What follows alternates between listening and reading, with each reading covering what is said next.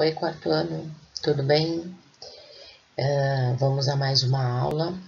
Hoje nós vamos falar sobre a hidrografia, tá? É a unidade 2, Natureza Brasileira, capítulo 2, ok? Depois vocês façam a leitura. Então, vamos lá. Hidrografia é o ramo da geografia física que estuda as águas do planeta, abrangendo rios, mares, oceanos, lagos, geleiras, água do subsolo e da atmosfera. Nós já estudamos sobre isso, né? Quando nós falamos sobre a quantidade de água existente no planeta. Ela é formada por mais de 97% de água concentrada, principalmente onde? Nos oceanos e nos mares, como a gente está falando aí. Mas também compreende a água dos rios, dos lagos e a água subterrânea, tá? A gente vai falar um pouquinho mais sobre isso. Em quase todos os países do mundo existem serviços hidrográficos. Vocês sabem quem são os hidrógrafos? Eles são profissionais que se ocupam em estudar a hidrografia do planeta, analisam e catalogam as águas navegáveis de todo o mundo, elaborando cartas e mapas que mostram detalhadamente a formação dos canais, a profundidade das águas e a localização dos canais, bancos de areia, correntes marítimas e outras coisas também. Os hidrógrafos também são responsáveis em estudar a influência dos ventos no ritmo das águas e das marés, ok? Então, vamos lá. Alguns dos maiores complexos hidrográficos do mundo ficam no Brasil, sendo conhecido por guardar a maior reserva de água doce do planeta. Aproximadamente 8% de toda a água potável e doce da Terra está na superfície brasileira. Por isso, o território brasileiro é caracterizado por grandes extensões de bacias hidrográficas, ou seja, conjuntos de rios, lagos e demais porções de água que estão ligadas umas às outras. A bacia do Rio Amazonas é a maior do Brasil e do mundo, ok? A gente também vai ver mais um pouquinho mais para frente sobre ela. Bom, os principais aspectos da hidrografia brasileira. Grande incidência de rios torrenciais. O que significa torrenciais?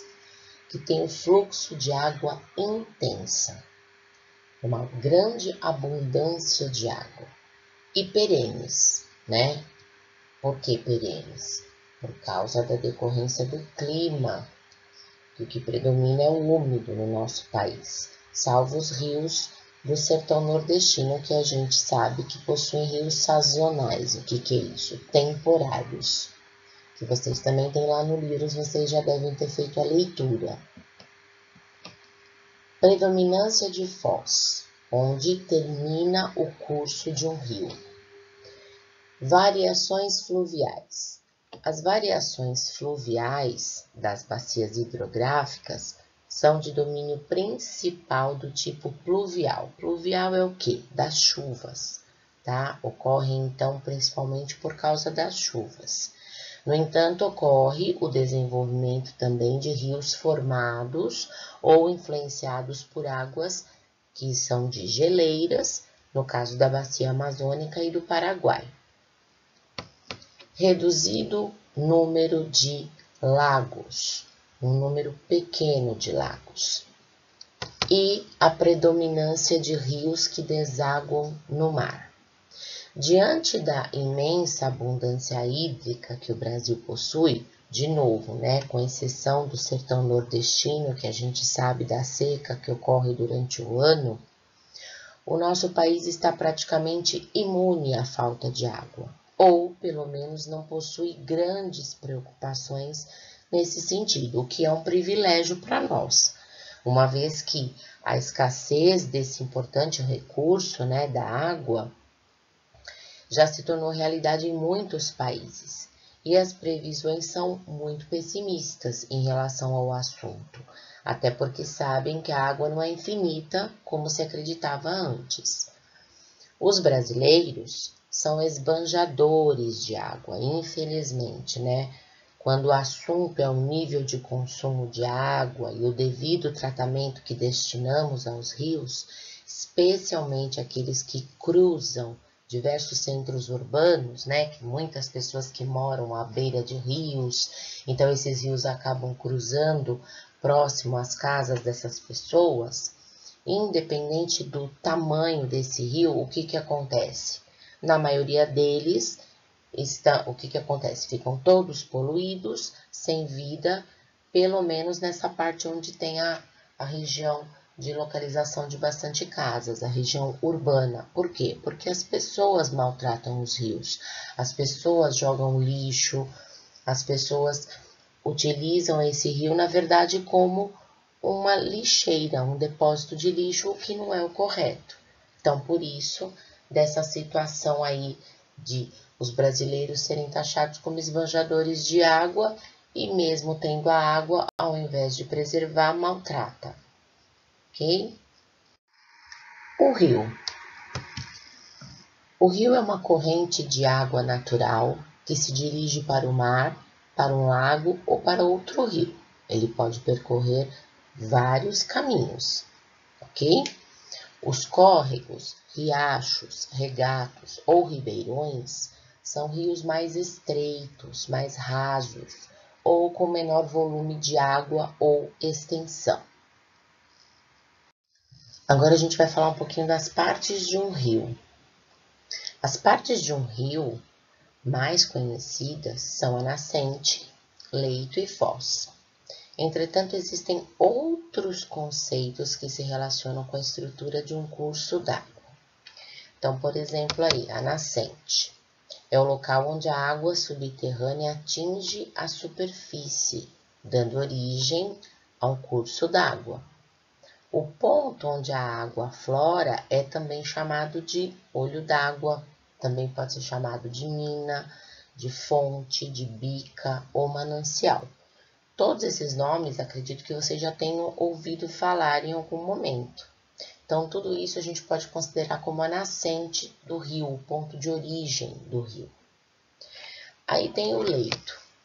O leito é o espaço ocupado pelas águas, é o caminho que o rio percorre, até ele desaguar em um outro rio ou no mar, tá?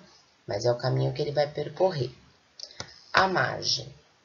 Aí tem o exemplo de duas margens, né? Que é o local onde a água encontra-se com a terra.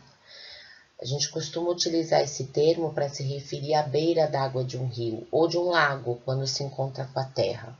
Às vezes a gente fala assim, né? Ah, eu vou ficar próximo à margem do rio, que é onde a gente olha assim, que a gente vê a água passando bem encostadinho da gente. A foz é o local onde uma corrente de água, como o rio, deságua. Sendo assim, um rio, ele pode ter como foz outro rio, um grande lago, uma lagoa, o próprio mar ou até o oceano. Então, vocês estão vendo aí que tem uma quedinha de água, né? É o que? Não falei para vocês? O leito do rio, o rio vem percorrendo aquele caminho até que ele deságua. E ele deságua onde? Aí é na foz, certo? Que é o local onde essa corrente da água, né, vai desaguar. Depois tem os afluentes, aí tem o esquerdo e o direito, que é o curso da água que deságua em um rio principal ou em um lago, que é esse caminho aí que o rio está fazendo. São os afluentes que alimentam o rio principal. Então, vocês podem ver aí que vem água do lado esquerdo, também vem água do lado direito, eles se encontram, né, saem no mesmo lugar aí onde está o leito do rio e eles vão desaguar na mesma foz, tá? Tem uma outra parte que não está nesse desenho, mas que se chama meandro. O meandro é o caminho tortuoso de um curso de água. O que é isso? São essas curvas aí que vocês estão vendo no desenho, chama-se meandro. É quando a água vem por curvas e também vai desembocar no leito do rio. Tá ok? Bacia hidrográfica. A bacia hidrográfica consiste em uma porção da superfície terrestre banhada por um rio principal e os seus afluentes e subafluentes. Os afluentes que a gente viu, que eu mostrei para vocês lá, que eu expliquei para que ele serve, qual que é a função do afluente, né?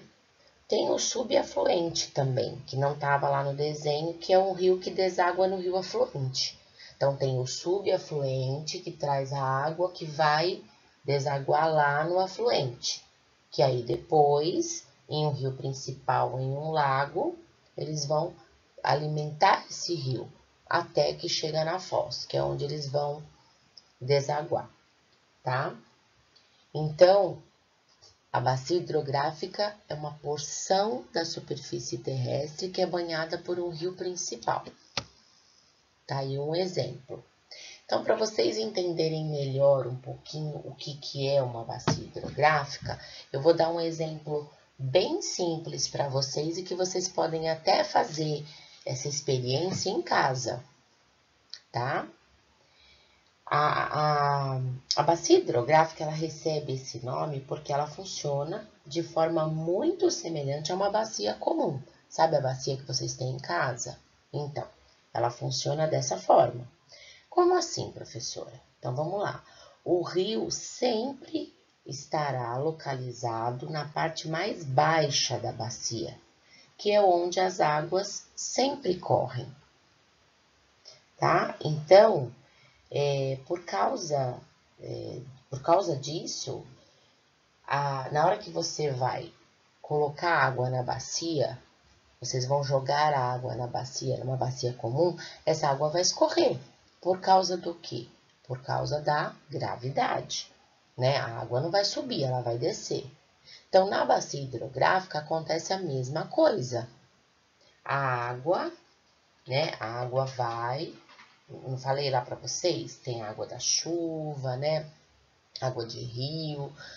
Então, água dos lagos, do mar, sempre quando vai chegar na bacia hidrográfica, que é naquela porção, né, da superfície, como tá aí no desenho, tem um encontro ali da água com a terra, com a porção de terra. Então, quando essa água vem, ela escorre para onde? Para baixo, por causa da lei da gravidade, tá? No Brasil, pessoal, por ter uma grande extensão territorial, ele apresenta 12 grandes bacias hidrográficas, isso de acordo com o Instituto Brasileiro de Geografia e Estatística, o IBGE, que nós já falamos bastante também.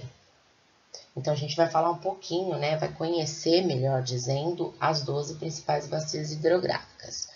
A gente não vai falar uma a uma, porque não dá para ficar falando de uma por uma, não dá tempo, né, para isso. Mas a gente vai falar de uma principal e vamos conhecê-las. Então, as 12 principais bacias hidrográficas, quais são elas? A Amazônica, Tocantins-Araguaia, tem a Atlântico, Nordeste Ocidental, de Parnaíba, Atlântico Nordeste Oriental, São Francisco, Atlântico Leste, Atlântico Sudeste, Sul, Atlântico do Uruguai e do Paraguai. Então, são essas as 12 principais bacias hidrográficas. Como eu falei, a gente não vai falar de uma a uma, mas a gente vai falar de uma que é a principal, tá? A Bacia Hidrográfica Amazônica possui 7 milhões de quilômetros quadrados, sendo a maior bacia hidrográfica do mundo. No Brasil, ela compreende uma área de 3.870.000 quilômetros quadrados, estando presente nos estados do Acre, Amapá, Amazonas, Roraima, Rondônia, Mato Grosso e Pará. Aí no mapa dá para vocês identificarem esses estados. Então vocês têm que guardar isso na cabeça, que é a maior bacia hidrográfica do mundo, não é do Brasil, é do mundo, ok? Então é isso, quarto ano. O que eu tinha preparado para vocês para hoje era isso. Para a próxima aula, o que eu pedi para vocês? Lá na Agenda Edu vai estar mais explicadinho o que eu quero. Mas vocês vão fazer uma pesquisa sobre o Rio São Francisco, tá? Lá na agenda eu vou colocar exatamente o que eu quero, tá certo? Espero que vocês tenham gostado da aula. Até a próxima. Um beijo para vocês. Tchau.